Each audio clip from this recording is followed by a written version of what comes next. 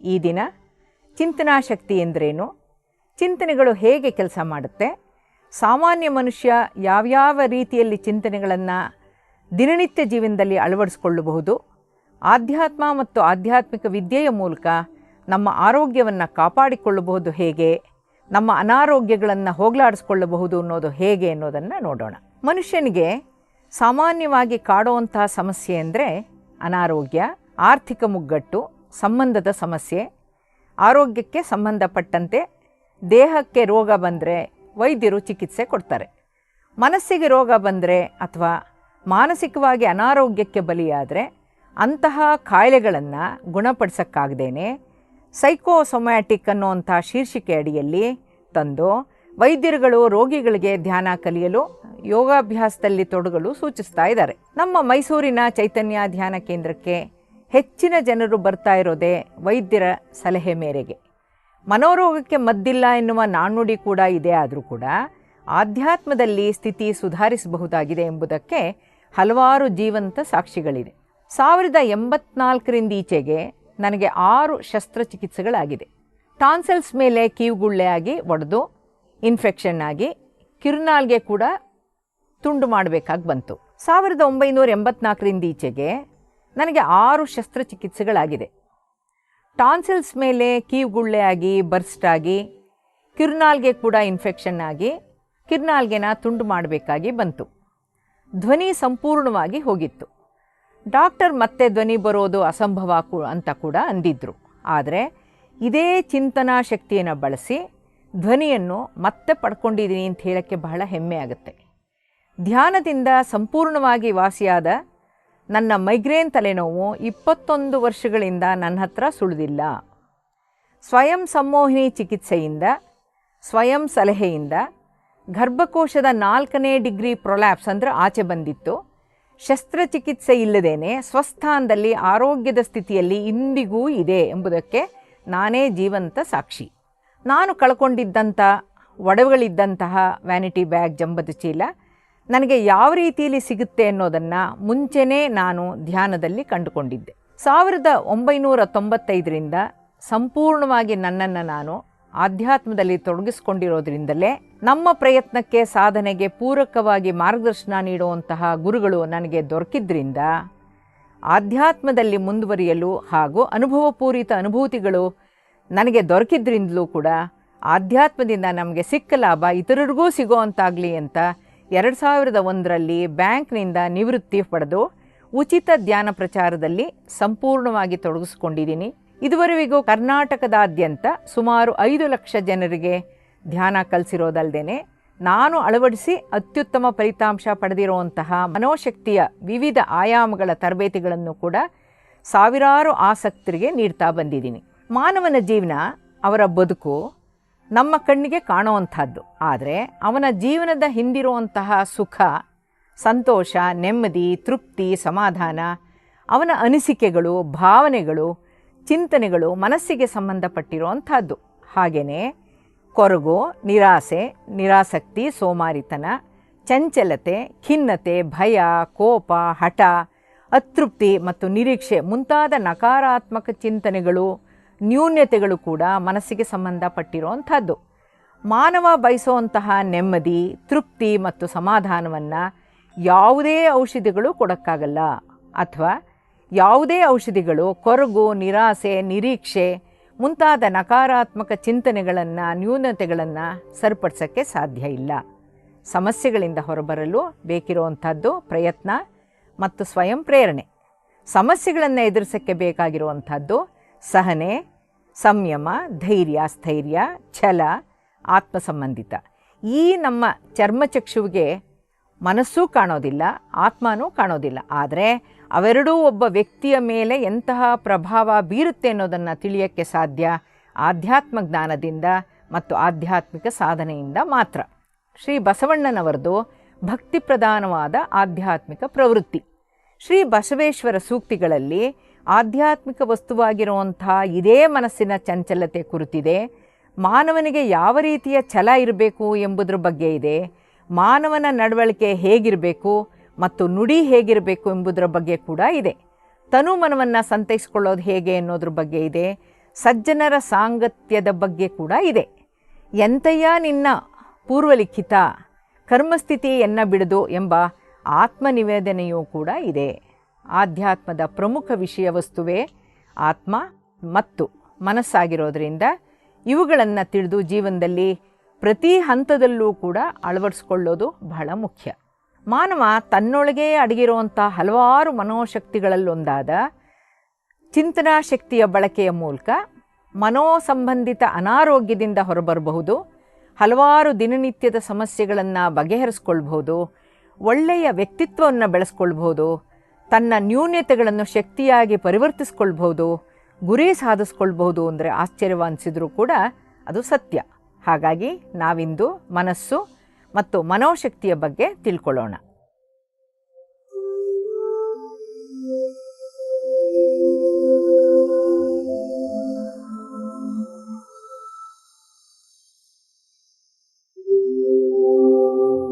ಇದು ವಿಜ್ಞಾನ ಯುಗ, ತಾಂತ್ರಿಕವಾಗಿ ಮುಂದುವರೆದಿರುವಂಥ ಯುಗ, ಡಿಜಿಟಲ್ ಯುಗ, ಸ್ಪರ್ಧಾತ್ಮಕ ಯುಗ ಹಾಗೂ ದಾಖಲೆ ಯುಗ.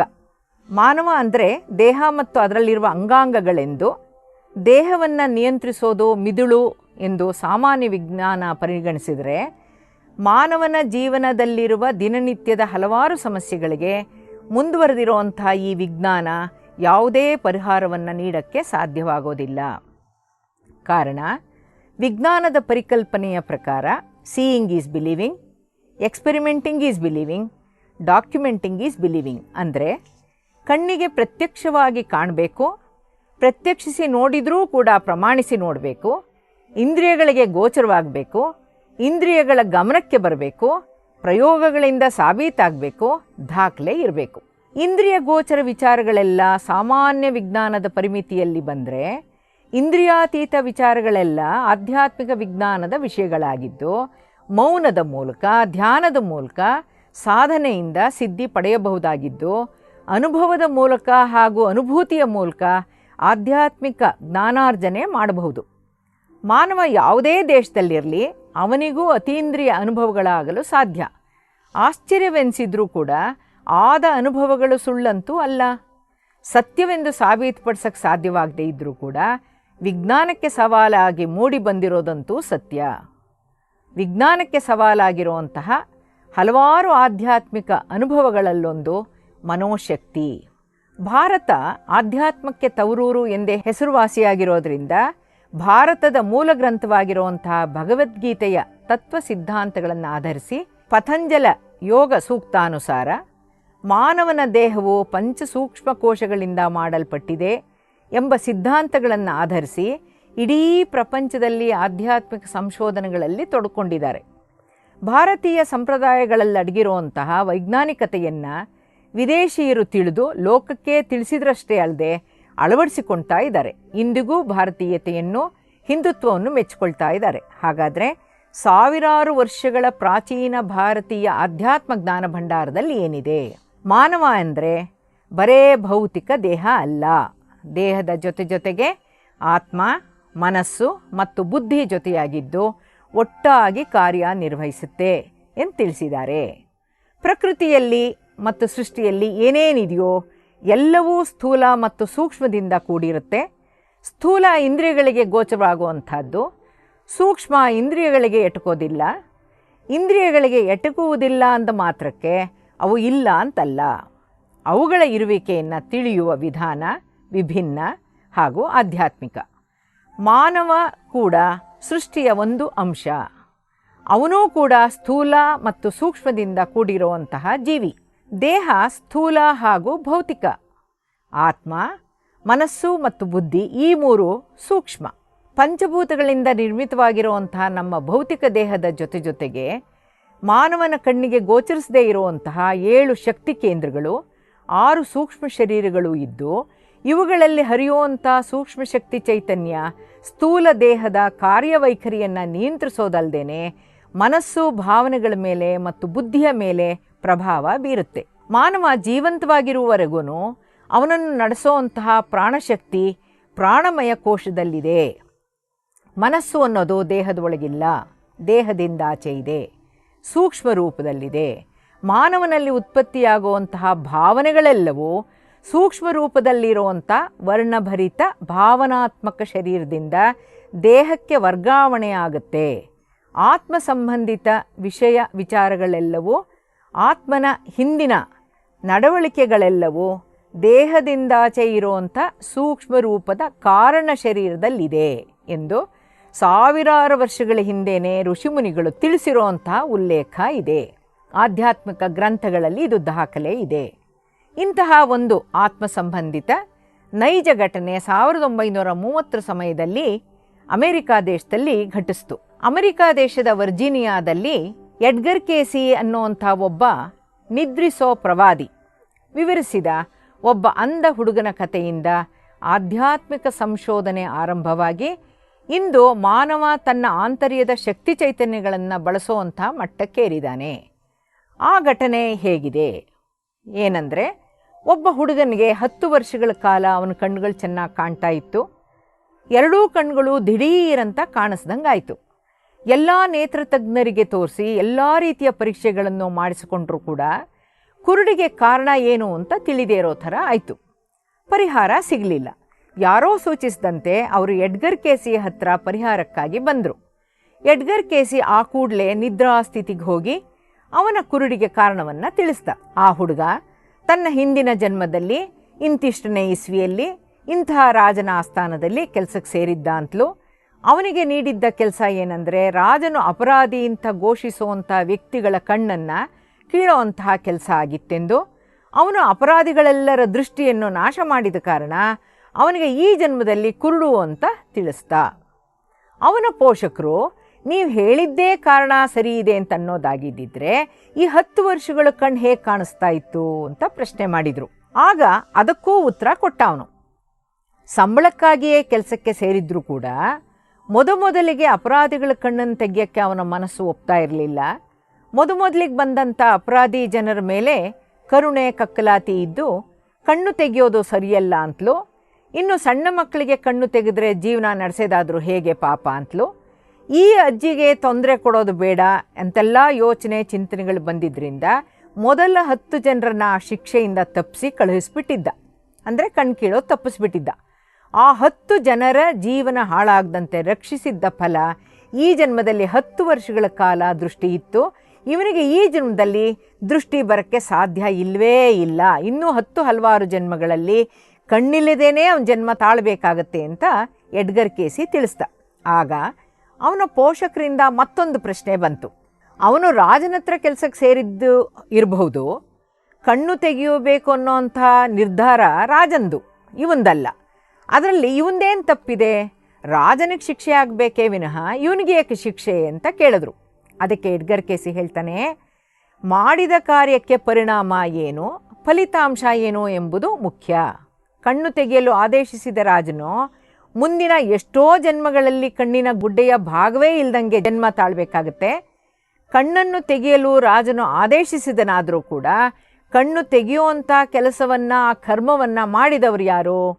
ಕಣ್ಣಿನ ಗುಡ್ಡೆಗಳನ್ನು ತೆಗೆದು ಹಾಕಿದ ಕರ್ಮದ ಫಲವಾಗಿ ಅನುಭವಿಸಿದವರ ಕುರುಡಿನ ಕಷ್ಟ ಎಷ್ಟೆಂದು ತಿಳಿಯಲು ಇವನಿಗೆ ದೃಷ್ಟಿ ಇಲ್ಲದೆ ಆಗಿದೆ.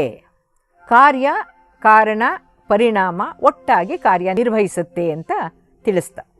1930 ಸಮಯದಲ್ಲಿ ನಡೆದ ಇಂತಹ ಒಂದು ನೈಜ ಘಟನೆ ಅಮೆರಿಕದ ನ್ಯೂಸ್ ಪೇಪರ್ಗಳಲ್ಲಿ story of a blind man ಅನ್ನೋ ಹೆಸರಿನಲ್ಲಿ ಶೀರ್ಷಿಕೆ ಅಡಿಯಲ್ಲಿ ಪ್ರಕಟವಾಯಿತು. ಜನರ ಕುತೂಹಲ ಕೆರಳಿತು. ಪ್ರಶ್ನೆಯ ಸರಮಾಲೆನೇ ಉದ್ಭವಿಸ್ತು. ಏನೇನು ಪ್ರಶ್ನೆ ಉದ್ಭವಿಸ್ತು? ಪೂರ್ವಜನ್ಮ ಪುನರ್ಜನ್ಮ ಅನ್ನೋದಿದೆಯಾ? ವ್ಯಕ್ತಿಯೊಬ್ಬ ಮತ್ತೊಬ್ಬ ವ್ಯಕ್ತಿಯ ಪೂರ್ವಜನ್ಮದ ವೃತ್ತಾಂತಗಳನ್ನು ತಿಳಿಯೋಕ್ಕೆ ಸಾಧ್ಯನಾ? ಈ ಮಾಹಿತಿಗಳು ಇರೋದಾದರೂ ಎಲ್ಲಿ? ತಿಳಿಯೋದಾದರೂ ಹೇಗೆ? ಈ ವ್ಯಕ್ತಿ ತಿಳಿದಿದ್ದಾದರೂ ಹೇಗೆ? ಎಡ್ಗರ್ ಕೇಸಿ ಇಷ್ಟು ನಿಖರವಾಗಿ ತಿಳಿಸಿದ ಇಸುವಿ, ರಾಜನ ಹೆಸರು, ಈ ಹುಡುಗನ ಹಿಂದಿನ ಜನ್ಮದ ಹೆಸರು, ಅವನ ವೃತ್ತಿ, ಅವನ ವೃತ್ತಿಯ ಅವಧಿ, ಇವುಗಳೆಲ್ಲವೂ ಎಷ್ಟರ ಮಟ್ಟಿಗೆ ಸತ್ಯ ಎಂಬ ಪ್ರಶ್ನೆಗಳು ವಿಜ್ಞಾನಿಗಳನ್ನು, ತತ್ವಜ್ಞಾನಿಗಳನ್ನು, ಚರಿತ್ರಕಾರರನ್ನು, ಇತಿಹಾಸಕಾರರನ್ನು ಕಾಡಿದ್ರೆ, ತೊಂದರೆಗಳನ್ನು ಅನುಭವಿಸುತ್ತಿರುವವರಿಗೆ ಹಾಗೂ ಕಾಯಿಲೆಗಳಲ್ಲಿ ಬಳಲ್ತಾ ಇರೋರಿಗೆ ಇಲ್ಲಾದರೂ ಪರಿಹಾರವನ್ನು ನೀಡಬಲ್ಲ ಅಂಥ ಒಬ್ಬ ದೈವಿ ಮಾನವ ಹುಟ್ಟಿದಾನಲ್ಲ ಅಂತ ಸಂತೋಷಪಟ್ಟರು. ಮನಸ್ಸು ಹಾಗೂ ಮನೋಶಕ್ತಿ ಕುರಿತು, ಇಂದ್ರಿಯಾತೀತ ಅನುಭವಗಳ ಕುರಿತು ಸಾಕಷ್ಟು ಅಧ್ಯಯನಗಳನ್ನು ನಡೆಸಲಾಯಿತು. ಇವೆಲ್ಲ ಸುಳ್ಳು ಅಂತ ಪ್ರತಿಪಾದಿಸಬೇಕು ಅಂತ ನಾಸ್ತಿಕರೂ ಕೂಡ ಸಂಶೋಧನೆಯಲ್ಲಿ ತೊಡಗಿದ್ರು. ಇಲ್ಲಿಂದಲೇ ಪ್ಯಾರಾನಾರ್ಮಲ್ ಸೈನ್ಸು ಪ್ರಾರಂಭ ಆಯಿತು ಅಂದರೆ ತಪ್ಪಾಗಲಾರದು. ಸಾಮಾನ್ಯ ವಿಜ್ಞಾನಕ್ಕೆ ಎಟುಕದಂತಹ ಅಸಾಧಾರಣ ಮನೋಶಕ್ತಿ ಕುರಿತ ವಿಜ್ಞಾನದ ಅರಿವು ಉಂಟಾಯಿತು. ಸಾಧ್ಯತೆ ಬಗ್ಗೆ ಕುತೂಹಲ ಹೆಚ್ಚಾಯಿತು. ಆಧ್ಯಾತ್ಮಿಕ ಪ್ರಯೋಗಗಳಲ್ಲಿ ತೊಡಗಿಸಿಕೊಳ್ಳೋರು ಕೂಡ ಹೆಚ್ಚಾದರು. ಅವ್ರು ಯಾರು ಅನ್ನೋದು ನೋಡೋಣ. ಬಾರ್ಬರಾ ಆ್ಯನ್ ಬ್ರೆನ್ನನ್ ಅನ್ನೋರು 40 ವರ್ಷಗಳ ಕಾಲ ಸುದೀರ್ಘ ಸಂಶೋಧನೆ ನಡೆಸಿ ಮಾನವನ ದೇಹದ ಜೊತೆಯಾಗಿರುವಂಥ ಸೂಕ್ಷ್ಮ ಶರೀರಗಳ ಬಗ್ಗೆ, ಚಕ್ರಗಳ ಬಗ್ಗೆ, ಪ್ರಕೃತಿಯಲ್ಲಿರೋ ಸಹಜವಾದ ಶಕ್ತಿ ಚೈತನ್ಯಗಳ ಬಗ್ಗೆ, ಹ್ಯಾಂಡ್ಸ್ ಆಫ್ ಲೈಟ್ ಮತ್ತು ಲೈಟ್ ಎಮರ್ಜಿಂಗ್ ಅನ್ನೋಂಥ 2 ಅದ್ಭುತ ಗ್ರಂಥಗಳನ್ನು ರಚಿಸಿದರು. ಎರಡನೇದು ಸ್ವಿಟ್ಜರ್ಲ್ಯಾಂಡ್ ದೇಶದ ಬೋಡೋ ಮತ್ತು ಶಲೀಲಾ ಶರ್ಮೋನ್ ಅನ್ನೋರು ನಮ್ಮ ಭಾರತಕ್ಕೆ ಬಂದು ಹಲವಾರು ರೀತಿಯ ಎನರ್ಜಿ ಹೀಲಿಂಗ್ ಟೆಕ್ನಿಕ್ಸ್ಗಳನ್ನು ಕಲಿತು, ಹಿಮಾಲಯ ಪರ್ವತ ಶ್ರೇಣಿಯಲ್ಲಿದ್ದಂತಹ ತಪಸ್ವಿಯಿಂದ ಧ್ಯಾನ ಕಲಿತು, ಪ್ರಕೃತಿಯಲ್ಲಿರುವ ಶಕ್ತಿ ಚೈತನ್ಯಗಳ ಬಗ್ಗೆ ಆಧ್ಯಾತ್ಮ ಕುರಿತು ಸುದೀರ್ಘ ಅಧ್ಯಯನ ಮಾಡಿ 4 ವರ್ಷಗಳ ಕಾಲ ಸಂಶೋಧನೆ ನಡೆಸಿ ಯೂನಿವರ್ಸಲ್ ಲೈಫ್ ಎನರ್ಜಿ ಎನ್ನುವಂಥ ಪುಸ್ತಕದಲ್ಲಿ ಮಾನವನಿಗೆ ಬರುವಂತಹ 200 ರೀತಿಯ ಕಾಯಿಲೆಗಳಿಗೆ ಯಾವ ರೀತಿಯ ಅವರ ಮನೋಭಾವನೆಗಳು ಕಾರಣ, ಕಾಯಿಲೆಗಳಿಗೆ ಮನಸ್ಸು ಮೂಲ ಅಂತನ್ನೋದನ್ನು,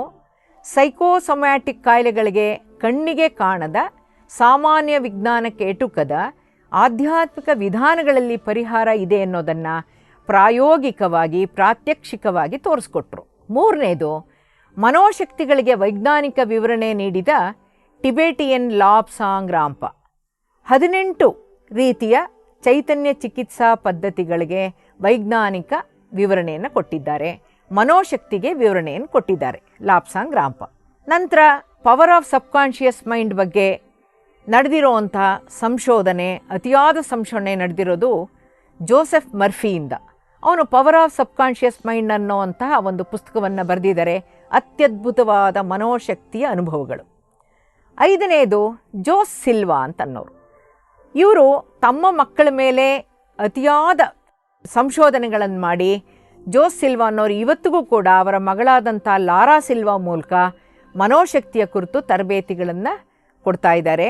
ದೇಹ ಉತ್ಪತ್ತಿಯಾಗಿರೋದು ಸೂಕ್ಷ್ಮದಿಂದಲೇ. ದೇಹಕ್ಕೆ ಜೀವ ಪ್ರಾಣವನ್ನು ವಿಜ್ಞಾನ ತುಂಬಿಲ್ಲ, ಉಸಿರಾಟಕ್ಕೆ ವಿಜ್ಞಾನ ಚಾಲನೆ ನೀಡಿಲ್ಲ. ಆದರೆ ವಿಜ್ಞಾನ ಜೀವವನ್ನು ಕಾಪಾಡಿಕೊಳ್ಳುವಂತಹ ರೀತಿಯನ್ನು ಖಂಡಿತ ತಿಳಿದಿದೆ.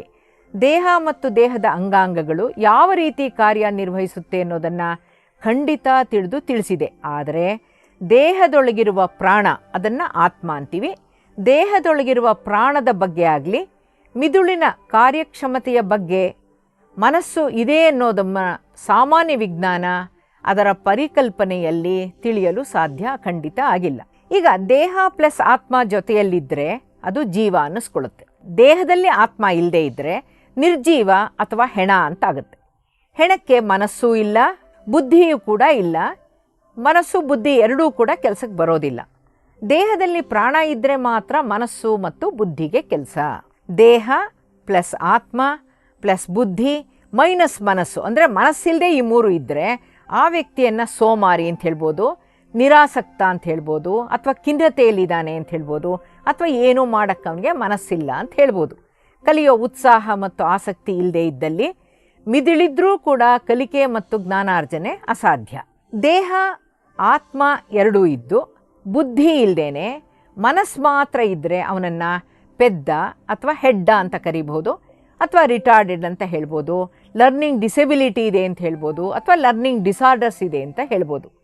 ದೇಹದೊಳಗೆ ಮಿದುಳಿದ್ರೂ ಕೂಡ ಮೆದುಳಿನ ರಚನೆಯಲ್ಲಿ ಮತ್ತು ಕಾರ್ಯಕ್ಷಮತೆಯಲ್ಲಿ ವ್ಯತ್ಯಾಸವಿದ್ದಾಗ ಬುದ್ಧಿ ಚುರುಕಿಲ್ಲದಂತಾಗುತ್ತೆ.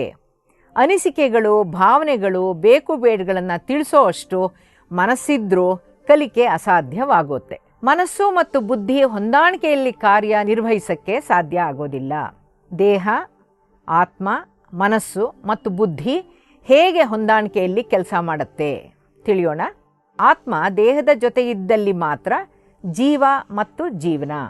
ಮನಸ್ಸಿಲ್ಲದೆ ದೇಹ ಏನನ್ನೂ ಮಾಡಲಾರದು. ಆತ್ಮ ದೇಹದ ಜೊತೆ ಇದ್ದಲ್ಲಿ ಮಾತ್ರ ಮನಸ್ಸು ಅಸ್ತಿತ್ವದಲ್ಲಿರುತ್ತೆ. ದೇಹದ ಮೂಲಕ, ಮನಸ್ಸು, ಬುದ್ಧಿ ಮತ್ತು ಇಂದ್ರಿಯಗಳ ಮೂಲಕ ಮಾತ್ರ ಆತ್ಮಜ್ಞಾನ ಸಂಪಾದಿಸೋಕ್ಕೆ ಸಾಧ್ಯ. ದೇಹ ಮತ್ತು ಆತ್ಮಕ್ಕೆ ಸಂಪರ್ಕ ಕಲ್ಪಿಸೋದೇನೆ ಮನಸ್ಸು. ಬುದ್ಧಿ ಮತ್ತು ಮನಸ್ಸು ಆತ್ಮವನ್ನು ವಿಕಸನಗೊಳಿಸುತ್ತೆ. ಆದ್ದರಿಂದ ಮಾನವನು ದೇಹ ಮಾತ್ರ ಆಗಿರದೇನೆ ಆತ್ಮ ಪ್ಲಸ್ ಮನಸ್ಸು ಪ್ಲಸ್ ಬುದ್ಧಿಯ ಸಮಾಗಮ. 1930 ನಡೆದ ಪ್ಯಾರನಾರ್ಮಲ್ ಸೈನ್ಸ್ ರಿಸರ್ಚ್ ಅಸಾಧಾರಣ ವಿಜ್ಞಾನ ಸಂಶೋಧಕರ ಪ್ರಕಾರ, ಅವರು ವಿಜ್ಞಾನಿಗಳು ಕೂಡ ಏನು ಹೇಳಿದ್ದಾರೆ ಅಂತ ನೋಡೋಣ. ಪ್ಯಾರನಾರ್ಮಲ್ ಸೈನ್ಸ್ ಪ್ರಕಾರ man is made up of body, mind and soul. ಅಂದರೆ ದೇಹ, ಆತ್ಮ ಮತ್ತು ಮನಸ್ಸುಗಳ ಸಮಾಗಮನೇ ಮಾನವ ಅಂತನೂ, ಮನಸ್ಸು 2 ರೀತಿಯಲ್ಲಿ 2 ಸ್ತರದಲ್ಲಿ ಕೆಲಸ ಮಾಡುತ್ತೆ ಅಂತನೂ, ಅವು ಎಚ್ಚರ ಮನಸ್ಸು ಮತ್ತು ಸುಪ್ತ ಮನಸ್ಸು ಅಂತನೂ ಪ್ರತಿಪಾದಿಸಿದೆ. ನಾವು ಬಳಸುವಂತಹ ಎಚ್ಚರ ಮನಸ್ಸು ಮಾಡ್ತಾ ಇರೋದು ಪ್ರತಿಶತ 5% ಮಾತ್ರ. ನಾವು ಅತಿ ಶಕ್ತಿಶಾಲಿಯಾಗಿರುವಂಥ ಸುಪ್ತ ಮನಸ್ಸನ್ನು ಬಳಸ್ತಾನೇ ಇಲ್ಲ ಅಂತ ಕೂಡ ತಿಳಿಸುತ್ತೆ. ಆತ್ಮನ ಮತ್ತೊಂದು ಭಾಗ ಸುಪ್ತ ಮನಸ್ಸಿನ ಅಂದರೆ ಒಳ ಮನಸ್ಸಿನ ಮೂಲಕ ತನ್ನ ಹಿಂದಿನದನ್ನು ತಿಳಿಬಹುದು. ಅಂದರೆ ತನ್ನ ಹಿಂದಿನ ಜನ್ಮಗಳನ್ನು ತಿಳಿಬಹುದು, ಭವಿಷ್ಯವನ್ನು ರೂಪಿಸ್ಕೊಳ್ಬೋದು. ಆಂತರಿಕ ಮನೋಶಕ್ತಿಗಳನ್ನು ಬಳಸಿ ಮೊದಲಿಗೆ ತಿಳಿಬೇಕು, ತಿಳಿದು ಆಮೇಲೆ ಬಳಸಬಹುದು, ಬೆಳೆಸುವಂತಾಗಬೇಕು. ಸಮಸ್ಯೆಗಳಿಗೆ ಪರಿಹಾರ, ಗುರಿ ಸಾಧನೆ, ಜ್ಞಾನ ಸಂಪಾದನೆ ಅವನ ಜೀವನದ ಅವಿಭಾಜ್ಯ ಅಂಗ ಆಗುತ್ತೆ. ಎಚ್ಚರ ಮನಸ್ಸು ಇಂದ್ರಿಯಗಳ ಜೊತೆ ಮೆದುಳಿನ ಜೊತೆ ಕಾರ್ಯನಿರ್ವಹಿಸಿದ್ರೆ, ಸುಪ್ತ ಮನಸ್ಸು ಆತ್ಮನ ಜೊತೆ ಬಲಮೆದುಳಿನ ಜೊತೆ ಸಂಕಲ್ಪಗಳ ಅನುಸಾರ ಕಾರ್ಯನಿರ್ವಹಿಸುತ್ತೆ. ಸುಪ್ತ ಮನಸ್ಸಿನ ಬಗ್ಗೆ ಅತಿ ಹೆಚ್ಚಿನ ಸಂಶೋಧನೆ ನಡೆಸಿರುವಂತಹ ವ್ಯಕ್ತಿ ಅಮೆರಿಕಾ ದೇಶದ ಜೋಸ್ ಸಿಲ್ವಾ. ನಾನು ಇದೇ ಜೋಸ್ ಸಿಲ್ವಾ ಅವರ ಮಗಳಾದ ಲಾರಾ ಸಿಲ್ವಾ ಮೂಲಕ ಅಂತಾರಾಷ್ಟ್ರೀಯ ಸಿಲ್ವಾ 2000 ಸಂಸ್ಥೆಯಿಂದ ಮನೋಶಕ್ತಿಯ ಕುರಿತು ಪದವಿನ ಪಡೆದಿದ್ದೀನಿ. ಸುಪ್ತ ಮನಸ್ಸಿನ ಶಕ್ತಿ ಸಾಮರ್ಥ್ಯ ಎಷ್ಟು ಅನ್ನೋದನ್ನು ನೋಡೋಣ. ಸುಪ್ತ ಮನಸ್ಸು ಎಚ್ಚರ ಮನಸ್ಸಿಗಿಂತ 9 ಪಟ್ಟು ಶಕ್ತಿಶಾಲಿ, ಆದರೆ ನಾವು ಬಳಸ್ತಾ ಇಲ್ಲ. ಚಿತ್ರರೂಪದಲ್ಲಿ ಹಿಂದಿನ ಜನ್ಮಗಳ ನೆನಪಿನ ಭಂಡಾರ ಸುಪ್ತ ಮನಸ್ಸು. ಸುಪ್ತ ಮನಸ್ಸು ನಮ್ಮ ನಂಬಿಕಸ್ಥ ಸ್ನೇಹಿತ ಹಾಗೂ ಮಾರ್ಗದರ್ಶಕ, ಉತ್ತಮ ವೈದ್ಯ. ನಮ್ಮಿಂದಾಗಿರುವಂಥ ತಪ್ಪು ಸಂಕಲ್ಪಗಳನ್ನು ತಿದ್ದಬಹುದು, ಪುನರ್ರಚಿಸ್ಕೊಳ್ಬೋದು. ಇದುವರೆಗೂ ಮಾಡಿರೋ ತಪ್ಪನ್ನು ಓವರ್ ರೈಟ್ ಮಾಡ್ಬೋದು. ನಮ್ಮ ಸೂಚನೆಗಳನ್ನು ಯಥಾವತ್ತಾಗಿ ಪಾಲಿಸುತ್ತೆ ನಮ್ಮ ಸುಪ್ತ ಮನಸ್ಸು. ಬಲಮೆದುಳಿನ ಜೊತೆ ಕಾರ್ಯನಿರ್ವಹಿಸುತ್ತೆ. ನಕಾರಾತ್ಮಕ ಸೂಚನೆ ಸಂಕಲ್ಪಗಳನ್ನು ಪಾಲಿಸಲ್ಲ. ನೀವು ತಪ್ಪಾಗಿದ್ದಕ್ಕೆ ಶಕ್ತಿ ಇದೆ ಅಂತ ಬಳಸಿದ್ರು ಅದು ಪಾಲಿಸಲ್ಲ. ನಮ್ಮ ಇಂದಿನ ವಿಚಾರನೇ ನಾವು ಬಳಸಬಹುದಾಗಿರುವಂತಹ, ನಮ್ಮಲ್ಲೇ ಅಡಗಿರುವಂತಹ ಚಿಂತನಾ ಶಕ್ತಿ, ಪವರ್ ಆಫ್ ಥಾಟ್, ಯೋಚನೆ, ಆಲೋಚನೆ, ನಕಾರಾತ್ಮಕ ಮತ್ತು ಸಕಾರಾತ್ಮಕ ಚಿಂತನೆಗಳೆಲ್ಲವೂ ಮನಸ್ಸಿನಿಂದಲೇ ಹುಟ್ಟುಕೊಳ್ಳೋದ್ರಿಂದ ನಾವು ಮನಸ್ಸಿನ ಬಗ್ಗೆ ತಿಳಿಯಲೇಬೇಕು. ನಮ್ಮ ಚಿಂತನೆಗಳು ಮಾತಿನ ರೂಪದಲ್ಲಿ ವ್ಯಕ್ತ ಆಗೋದ್ರಿಂದ ನಮ್ಮ ಮಾತುಗಳು ಯಾವ ರೀತಿ ಇರಬೇಕು, ನಮ್ಮ ಚಿಂತನೆಗಳ ಮತ್ತು ಮಾತುಗಳ ಮೇಲೆ ಪ್ರಕೃತಿಯ ಪ್ರಭಾವ ಹೇಗಿರಬೇಕು ಅಂತ ನಾವು ತಿಳಿಯಲೇಬೇಕು.